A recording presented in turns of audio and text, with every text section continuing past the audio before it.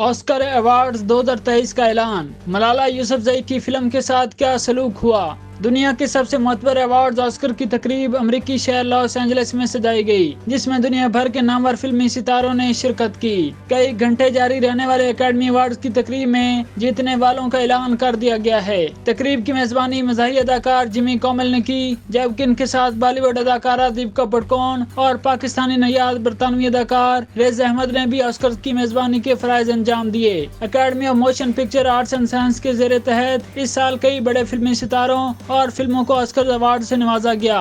यह सिलसिला 1929 से जारी है और आगाज में 12 कैटेगरीज में अवार्ड दिए जाते थे, जिनकी तादाद अब 23 हो गई है। लॉस एंजलिस में सजाए गए ऑस्कर के 95 अकेडमी अवार्ड्स के मेले में बॉलीवुड ने मैदान मार लिया और बेहतरीन गाने और बेहतरीन दस्तावेजी मुख्तसर फिल्म का एजाज अपने नाम कर लिया। ऑस्कर अवार्ड के लिए नामजद होने वाली भारतीय फिल्म RRR के मशहूर गाने नाटू नाटू ने बेस्ट ओरिजिनल सॉन्ग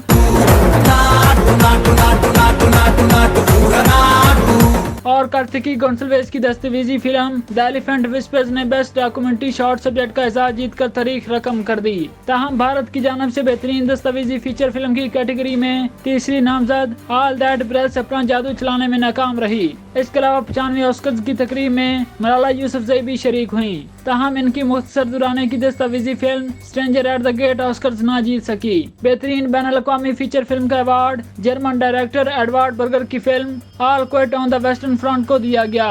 मज़कूरा फिल्म में पहली जंग अज़ीम के दौरान पेश आने वाले तनाज़ात की दास्तान बयान की गई है।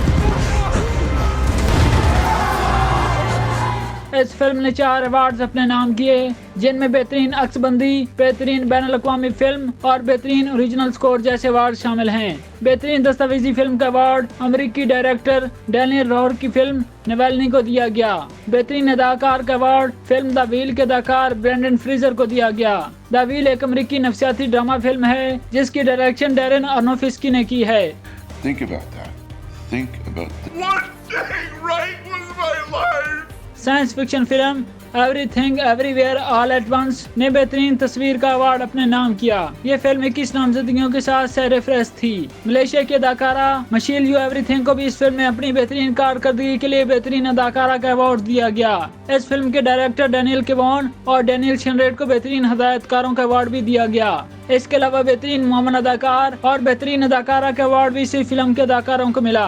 याद रहे कि डायरेक्टर सैम सादिक की फिल्म जोएल एंड को भी ऑस्कर के लिए नामजद किया गया था, लेकिन ये फिल्म फाइनल में जगह बनाने में नाकाम रही। और बता फिल्म के डायरेक्टर और मरकजी किरदार अदा करने वाली एलेना खान ने तकरीब में शिरकत की।